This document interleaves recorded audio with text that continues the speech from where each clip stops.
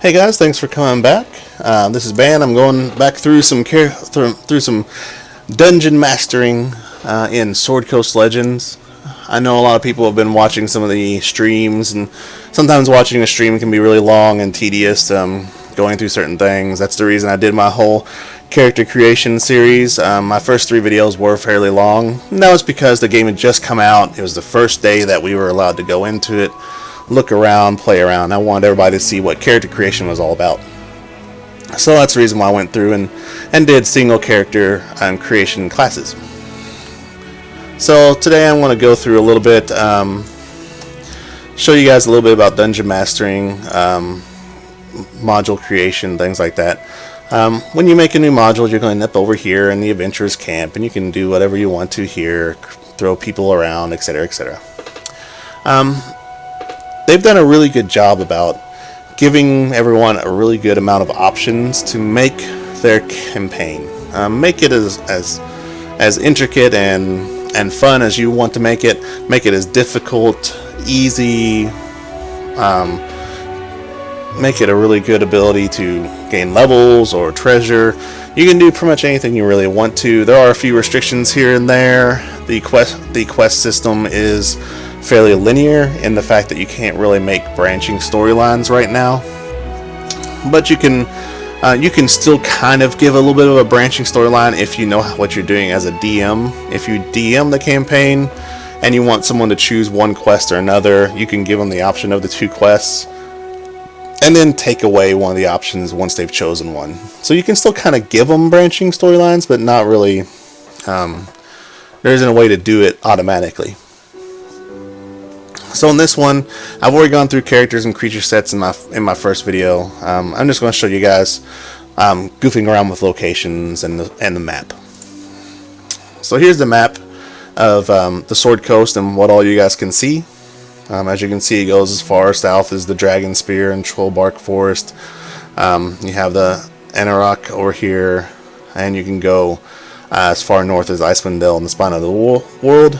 And if you want to goof around with actually my other campaign, I'm goofing around right now with a couple of the Sea of Swords islands here.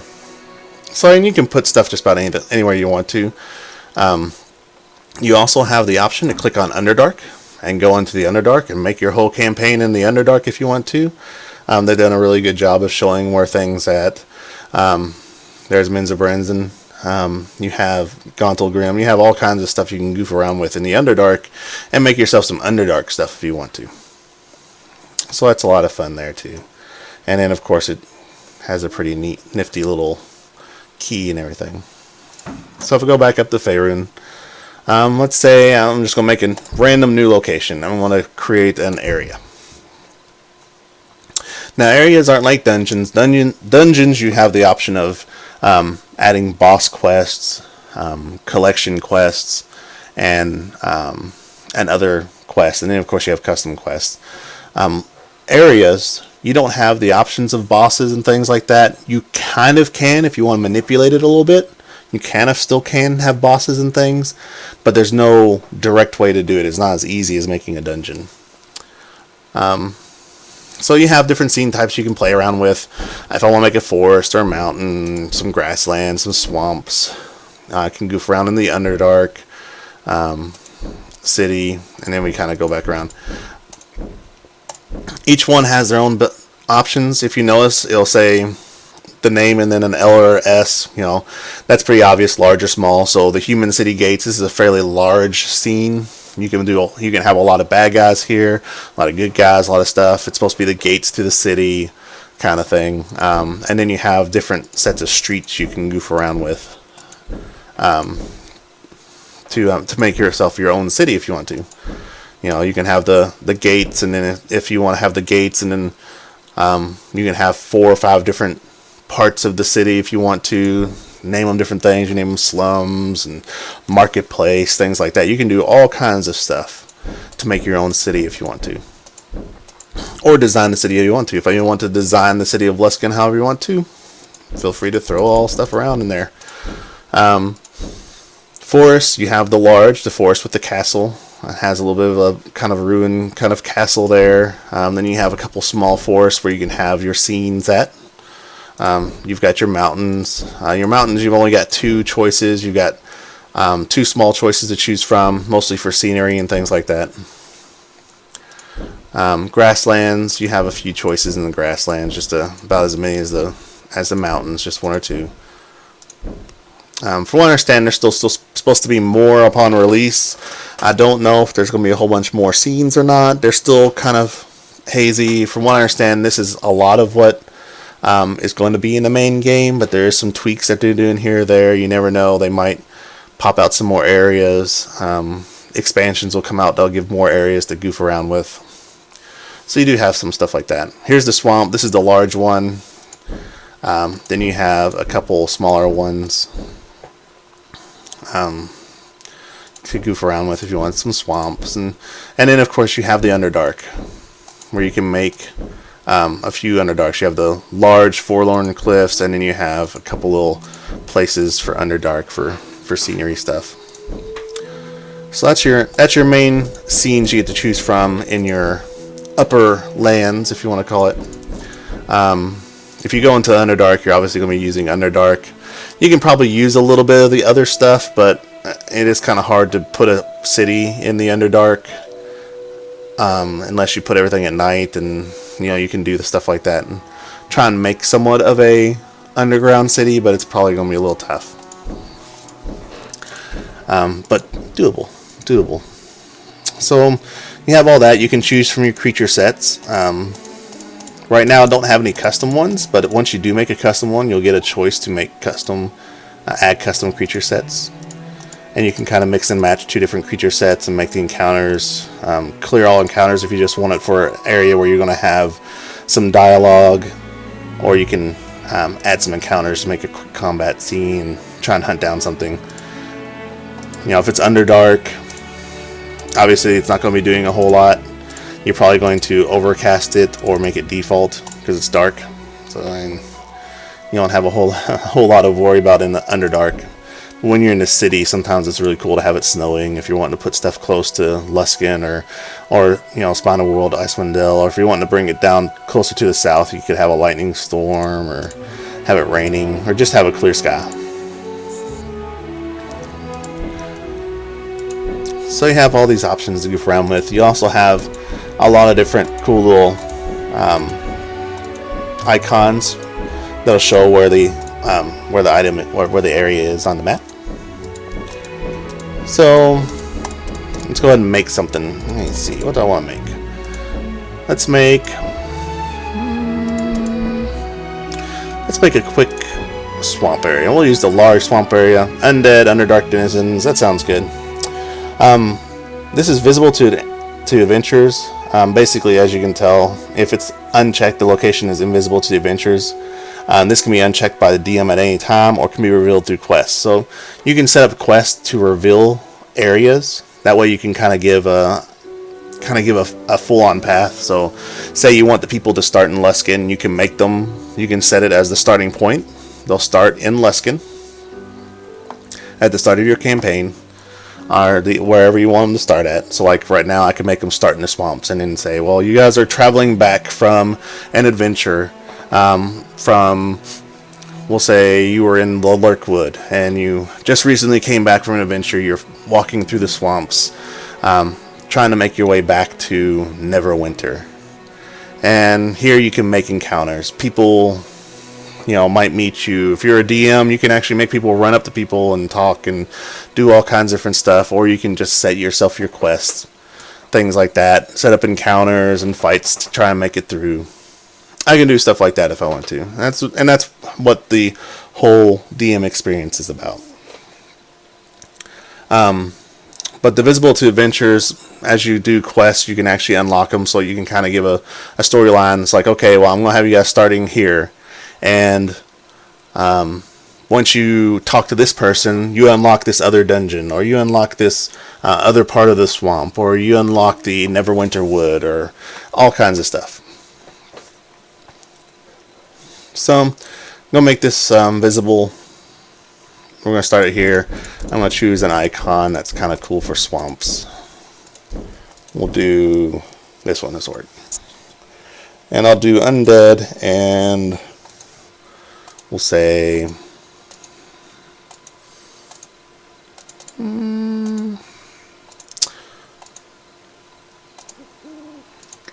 let's do an assassins.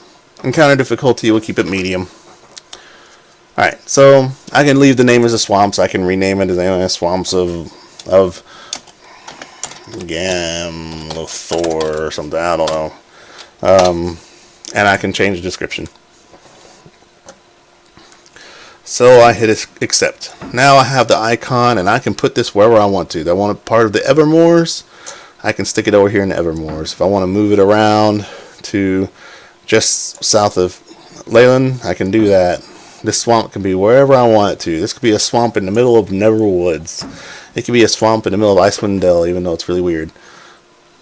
Do whatever you want to. So, in sticking with standard tradition, I'll just stick it here in the corner of the Evermoors. Now, I right click, visit. Now, once you visit it, you can't change your settings at all. I can't go back and change anything without resetting it. The only things I can change is whether or not it's player visible. So I hit accept. It generates it for me. This isn't like a dungeon. The exterior areas are actually all exactly the same right now. They aren't randomized. So if I make another swamp and I use the same exact template, it's going to look exactly the same. There's one thing that is a little sad about the way the exterior areas are done, but at least we do have exterior areas to play around with. But as you can tell, it's pretty large. There's one of my encounters. I can move around. We can see all the kinds of encounters and areas and stuff. The only bad thing about exterior areas right now is you can't zoom out all the way like you can with dungeons, so it does make it kind of hard to move around the larger stuff. So like if I want to do this, I want to make a quest, and there are interiors, so if I want to go inside this little cottage and make this a witch's cottage because it has apparently all the stuff that a witch would have, you can do that. So you have all that option there. Click on the button, go back out. So you have all kinds of options if you want to make some fun stuff. You make a little bitty swampy kind of mini town here with some other people. Make it kind of slummish if you want to here. You can go in here, and I can toss down anything I want to. Objects. I can put some blood down here, make it look kind of grotesque. I can put a street sign over it saying saying person impaled by a street sign. I don't know. Put some spider webs over it, making it look like some spiders tore up someone, or one of the spider web eggs are bleeding. Can delete it and remove it. I can drop down bad guys if I want to. So if I want to make it look like this assassin just assassinated someone, so we'll go to death. Look for let's see, human body. Should we not keep on passing up? There. Make it look like this assassin just assassinated this guy, and I can change the name around. Bob. So it looks like this Gilded Eye assassin just slaughtered Bob. And I can throw a chair in here where I want to put it at. Couch. None of it really fits, but I can do all kinds of stuff. So as you can tell, you got some pretty basic things goofing around with locations. I can go back. I can make a new location, create a dungeon, and goof around. You can add a boss room to the last floor if you want to. You don't have to. If I want to make it a dungeon, I can do anything I want. I can use this, and I can make it a crypt. So There are different tile sets for all the different kinds of stuff to play around with. We have the spider keep, where you have obviously a lot of webbing and spiders at. You have the Lost Mines, which is one of the expansions that everyone automatically gets, I believe, as long as you have the collectors or regular edition, you get Lost Mines. They might have given it to all the pre-orders now. That was originally a standard DLC, one of the first DLCs. Some caves. If you do want to make an interior castle, you actually can. This way, if you actually, do actually want to make a castle, you want to put your castle in. One of my favorite things that I'm planning on doing with my group, since I'm going to be DMing, they start off as an adventuring company, as a mercenary group, and as they go through the game, they can actually ask me to do different things. Like, well, we want to make a bigger keep. We don't want to have a little bitty shop in town. We want to have a castle. We want to build a castle. And so I can, as the DM, say, okay, well, we can start building a castle. It's going to require you to do some quests. Let me put some quests together, and they're going to require you to do these quests for them for the money that's needed to do different things. Or I can do all kinds of stuff, and that's stuff that I'm going to do with my group. Give them freedom to do whatever they want to. If they want to build a castle, sure, I'll build them a castle. I can make it a huge castle, 10 floors. We can put dungeons on it. We can put the outside on it. All kinds of fun stuff. There's whatever you want to imagine. I can so like this one, since I'm doing this catacomb looking icon, I'm gonna make some catacombs. Obviously, I'm gonna fill it with some undead, and we'll say I want some probably some spiders or some rats or something. Yeah, we'll do spiders and undead. Now, here's where we start getting allowed to be a little more intricate. You can make the size small. You can just make the first floor small and make the second floor huge. I've done that before. You can make it 10 floors deep. And every floor, you have the same set of settings. So I can do that. I can add another floor. I can shift the floor up if I want to where, certain things are, like if I don't like the fact that this one was too small, I want it to be smaller up top, I can shift them. But you can't do it after you've accepted everything. Now, I believe the maximum number of floors you can have is 10, which is enormous. I mean, that's like, that could take you hours and hours and hours to do, especially based on the size. Because if you make it a large complex, that floor is enormous. Yeah, so I can have 10 floors. I can change the tile set in the middle. So if I want to say you start off in the catacombs and eventually you break through the floor after the 3rd level and you find a hidden entrance to the Underdark. So now you're in some drow caves and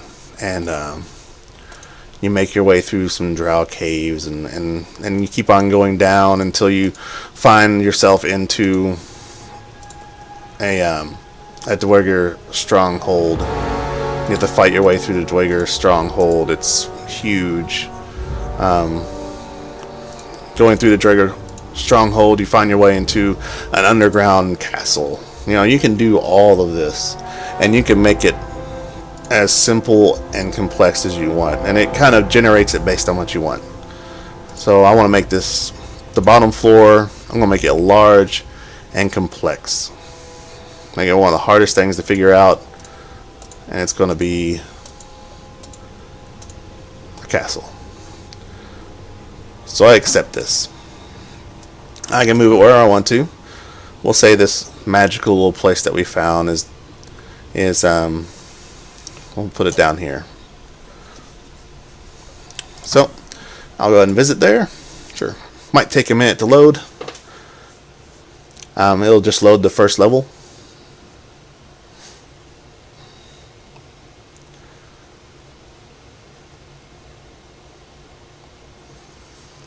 Let that load up.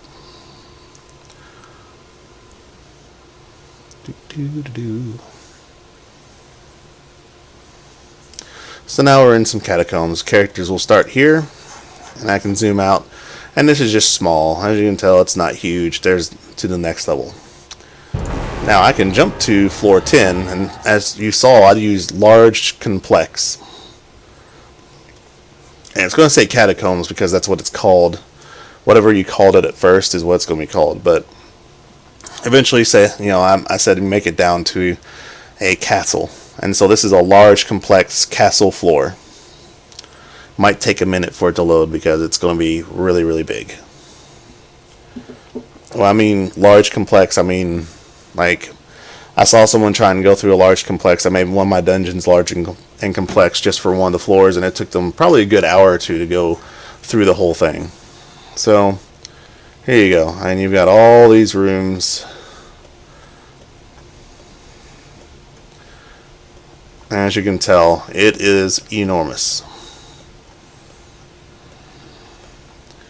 Now, if I don't like the way this is set up, I don't like the design of it, it's too I want some more paths, or I want some things to change around, all I gotta do is just hit randomize again, and it will randomize some more stuff, and I can try that instead.